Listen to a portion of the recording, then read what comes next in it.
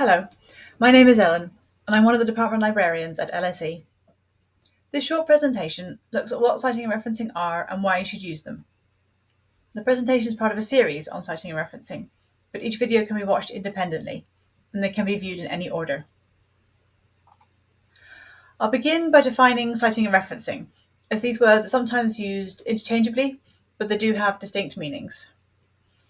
So citing means noting in the text where you use facts, words, or ideas that you've read somewhere else. It lets the reader know that these are not from your own research and points them to the original source. Referencing means creating a list of the sources that you've cited in your text. These references contain the full details of the sources so that readers can follow them up if they want to read more. Technically, bibliography contains things that you read but didn't actually cite. At LSE, it's recommended to only list sources that you did cite. So why do we cite? Perhaps the most obvious answer is to avoid plagiarism, but there's other reasons too. One of the key reasons can be summed up by the catchphrase used by Google Scholar, "stand on the shoulders of giants." In academic writing, you want to situate your work within the current debate in the subject area.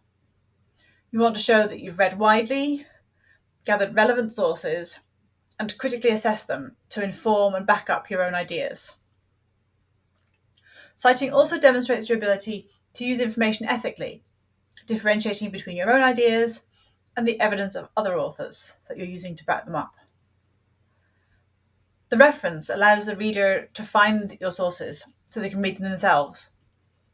It also shows that you're part of the academic community, upholding academic integrity and standards. So what do you cite?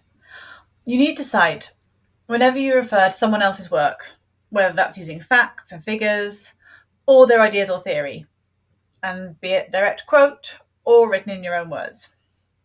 And you need to include a citation whether you're getting your ideas from a traditional academic source, like a book or a journal, or somewhere else, like a blog or a video on YouTube.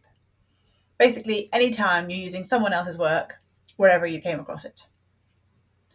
One source that you're not encouraged to cite at LSE is lecture slides.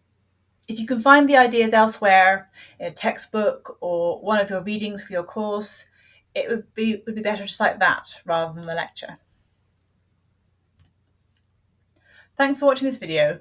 Please do take a look at our other videos for further information on how to cite and reference correctly. If you have any further referencing queries, do get in touch with your department librarian, who'll be happy to help.